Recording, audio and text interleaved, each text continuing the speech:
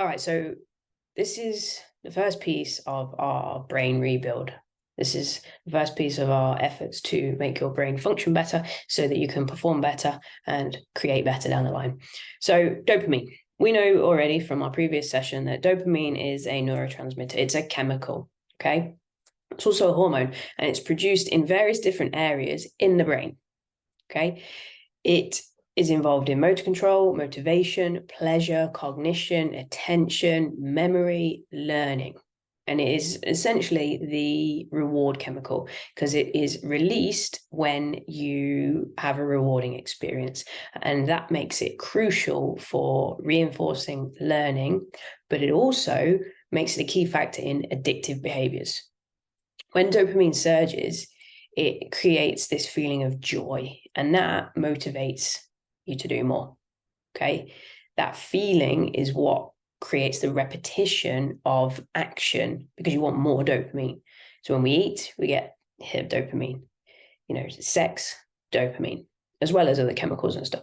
But we like that dopamine reward. One of the biggest causes of dopamine surges nowadays is getting a notification on your phone, okay? Every time we see that, oh, dopamine.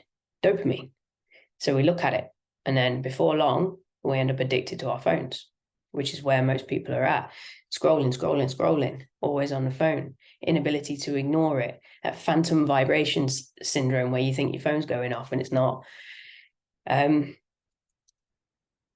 the context of your prefrontal cortex, your dopamine supports your cognitive flexibility, your self-control, and your selective attention. So it's really, really important. It also helps to modulate your neuroplasticity, your ability to actually strengthen and shift neural connections in the brain. So how it's firing, how it's wiring, and how it's working. If there is an imbalance there, then we're going to struggle. And it's implicated in many, many different disorders. So we've mentioned before, Parkinson's, ADHD, addiction, and even schizophrenia, okay?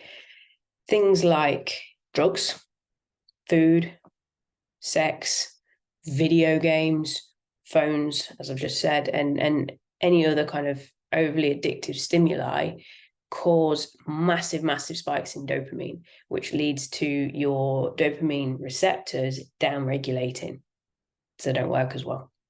And they require more and more and more dopamine to get the same hit. However, exercise, sleep, good quality socialization, healthy diet, time to decompress, silence, space, all of those things support healthy dopamine functioning.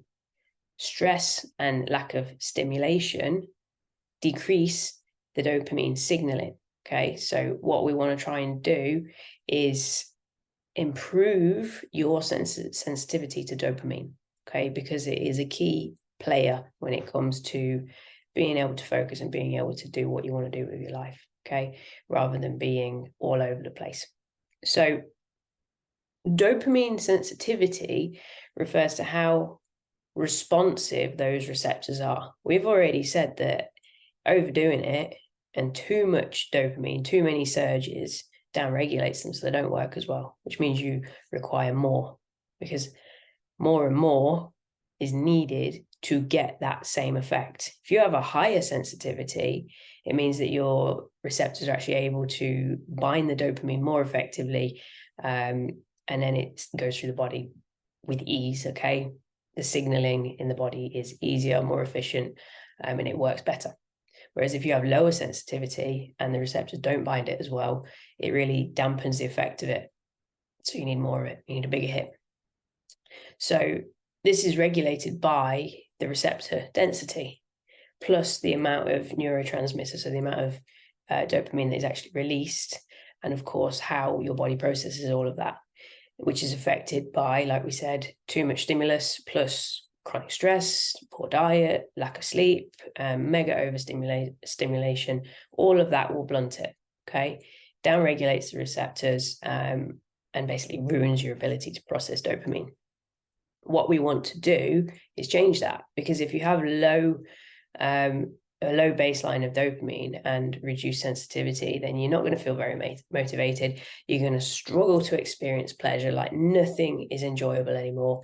You're going to struggle to find reward in anything.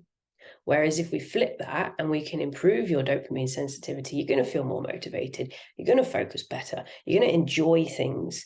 And we tend to find more enjoyment in the simple things as well, which means we don't need to be seeking out those big hits, because we can find joy in something as simple as walking outside in nature, listening to a song we like. We don't need to go to the extremes to get those hits anymore. So there are loads of ways to increase your sensitivity to dopamine, much of which we're already undertaking. Aerobic exercise, resistance training, that helps. Your nutrition, in particular, tyrosine. So that's a dopamine precursor. So anyone who is naturally kind of low dopamine, which some people are, I'm going to go on a tangent here, so I apologize, but everyone has their own specific neurotype. So your neurotype dictates what neurochemistry you actually have as a person. So which ones tend to be dominant, which chemicals you have more of, which ones you tend to have less of, just naturally as a result of your DNA and your genetics. Okay. And everybody's slightly different. Some people are dopamine dominant, some people have lower dopamine. So it all depends on you. However, we can change that. Okay. And we can do work on that. And understanding that is really key. And you can manipulate your diet to help with that. So, for example, I know I'm generally lower in dopamine.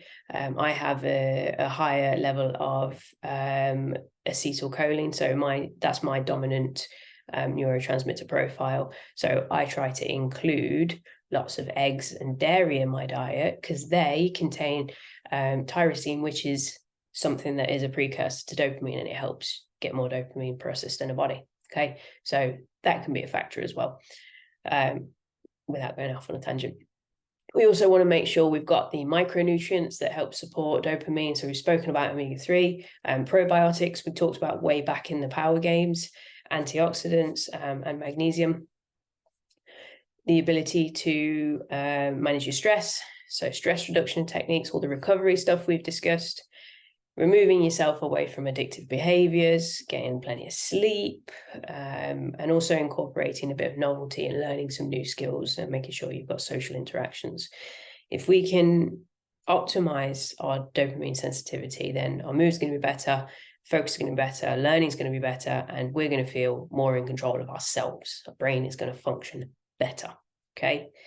And it really does underpin drive, reward, learning, coordination, and your ability to actually just go and do stuff. So the goal this week is to work on your dopamine sensitivity. So we're going to do this two ways. This thing here, your phone, that is one of the biggest issues, okay? That is why so many people nowadays have symptoms of ADHD when 20 years ago, when they were kids, they never had it. Okay, I'm not saying everybody doesn't have ADHD or it doesn't exist. That's not what I'm saying at all. What I'm saying is a lot more people who don't have a clinical diagnosis of it are experiencing symptoms of it simply because they're overstimulated by that. Okay, so step one is to black out the phone. Okay, and you can do this at 2 points during the day, morning and evening. Morning, most people, so they wake up, turn off their alarm, which happens to be on this thing, open it up. Let's have a little look on, let's look on Instagram. Scroll. Okay, now let's have a look at Facebook. Oh, let's check my emails. Oh, shit, something from work has happened. I need to respond to that. So before you've even got your ass out of bed, you've already overstimulated yourself and put your focus on your phone. So straight away, we've ruined the day. We've overstimulated ourselves. So in the morning, you're not going to do that. You're going to get out of bed and you're going to go do something else. So what I would suggest is you make a start on your power games routines, or you just go get a drink and stand outside for a few minutes and get some sunlight. That's going to be far more beneficial than being on your phone. Give yourself a time, okay? A time where you're allowed to then go and get your phone. So from the time when you wake up to your preset time, there is no phone. You're just doing useful things. And you'll probably find that your morning goes a lot smoother. You get a lot more done and you feel better. You're not going to go into work or wherever you're going stressed out and overstimulated already because you've taken the time away from your phone and you've done something useful. Then evening, you know, another time. It's a time where you put it away, you be present with the people around you, okay? Or you be present in whatever task you're doing. So whatever you do at the end of the day, you want that away, okay? You don't want to be doom scrolling when you could be talking to your partner or your kids, or you could be engaging in an activity that brings you joy, moves you closer to where you want to be, okay? So I want you to set up 2 times a day. Time 1 in the morning, so that block when you get up to your set time where you don't bother with your phone. Time 2, the evening where the phone goes away. And everyone panics. They say, oh yeah, but what if someone needs to contact me? What about this? What about that? Okay, that's fine. Put it in a different room. You can still leave it on, so if it rings, you hear it, but you don't need to be scrolling on it. If it's there next to you, you're going to keep picking it up, you're going to keep scrolling, and then of course we're not doing anything beneficial to ourselves, okay? We're harming our dopamine. So straight away, the act of doing that is going to increase your dopamine sensitivity because you're taking away a massive stimulus, okay?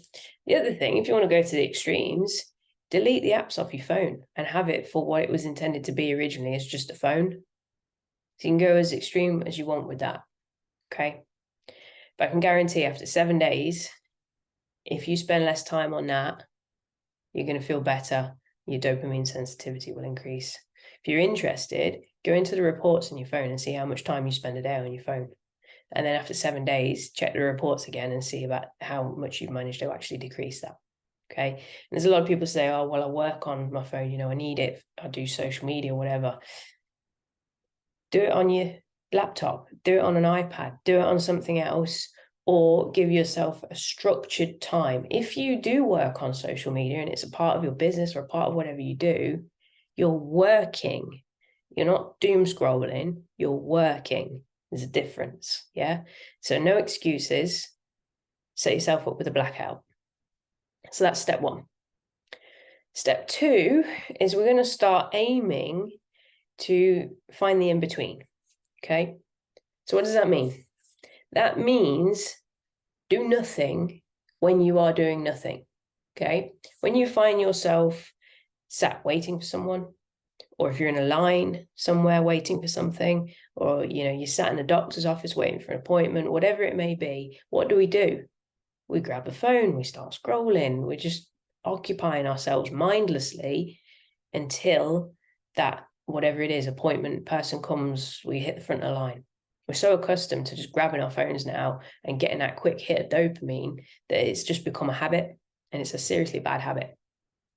If we can find the in-between time, we can actually just leverage those moments and allow ourselves to just sit and to just be.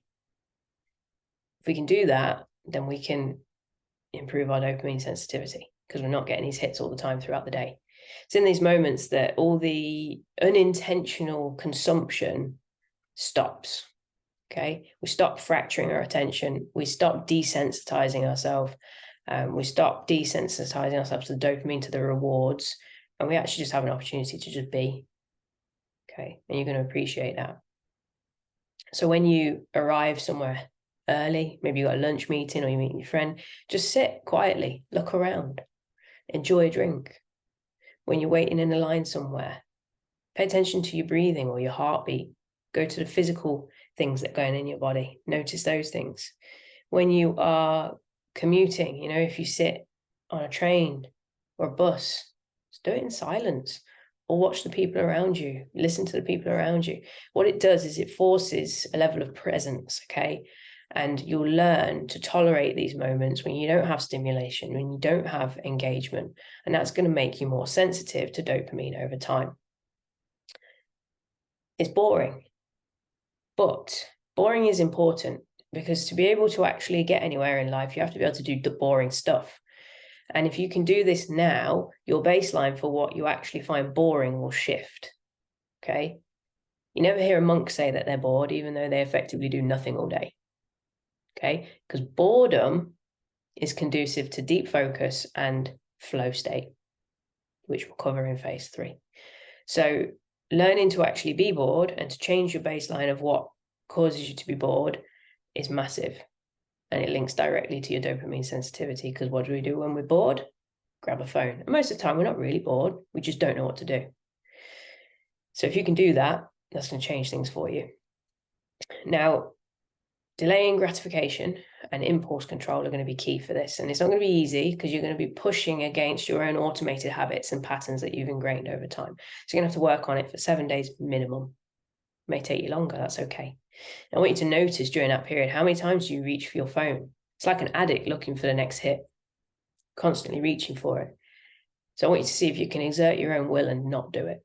Now, we know willpower is limited, okay? Everyone has limited willpower, but with time, you can build a habit that doesn't require willpower. We develop discipline instead.